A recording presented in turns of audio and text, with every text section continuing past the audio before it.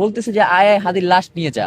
মসজিদের ভিতরে ঢুকে তাকে কেন পিটাইতে হবে? পুলিশ ইচ্ছাকৃত ভাবে, কোনো ধরনের ভুল না। নামাজের ঠিক কিছুক্ষণ পূর্বেই পুলিশ কোনো ধরনের কথা ছাড়াই একদম আমাদের ইনকিলাব মঞ্চের যেখানে অবস্থান কর্মসূচি চলছিল তার মাঝখানে ওরা একটা টিয়ার শেল এবং সাউন্ড গ্রেনেড নিক্ষেপ করে। তো সাথে সাথে আমাদের 5 জন আহত হয়। এরপরেও আমরা চাচ্ছিলাম যাতে শান্তিপূর্ণভাবে পুরো প্রোগ্রামটাকে আমরা বাস্তবায়ন করতে পারি। তা আমরা বসেছিলাম, বলতেছিলাম যে এরপরে যদি আপনারা কেউ কোনোভাবে আক্রমণ করেন তাহলে কিন্তু এই শান্তিপূর্ণ পরিস্থিতি রাখা সম্ভব হবে না। এবং আমি এটা পোস্টও দিয়েছিলাম ফেসবুকে যে আমাদের 5 জন ভাই আহত হয়েছে জুমার নামাজের আগে। তো এখানে আরেকটা প্রোগ্রাম চলছিল পে স্কেলের দাবিতে। তো ওরা আমাদেরকে একদম সর্বাত্মক সহযোগিতা করেছে। মানে ইনসাফ যেটা সেটা তো আমাকে বলতে হবে, আমি তো চাইলেই একজনের উপরে দোষ দিয়ে দিতে পারবো না।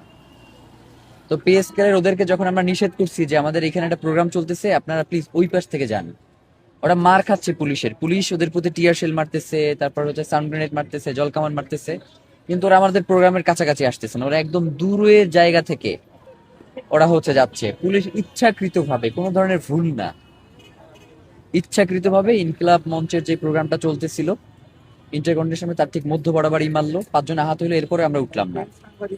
শহীদ ওসমান হাদির স্ত্রী, উনি হচ্ছে ওই অফিসার্স কোয়ার্টারের ওই যে গেটটা যমুনার, ওই গেট দিয়ে ঢোকার জন্য চেষ্টা করতেছিলেন। তো সে তো একলা মহিলা মানুষ, আর সে প্রচন্ড পর্দানশীল। তা আমরা জুমা এবং শান্তাকে ভিতরে প্রেরণের জন্য পাঠাইতেছিলাম। তো জুমা এবং শান্তাকে তারা কোনোভাবে ভিতরে যাইতে দিচ্ছিল না, বারবার গায়ের উপরে ধাক্কা দিচ্ছিল, গায়ে হাত দিচ্ছিল। তো আমরা বলতেছিলাম যে আপনারা দয়া করে নারীদের গায়ে কোনো হাত দিবেন না। এবং ভিতরে যে আমাদের 7 জন ছিল যমুনার সামনে, তাদেরকে আবার বের হতে দিচ্ছিল না।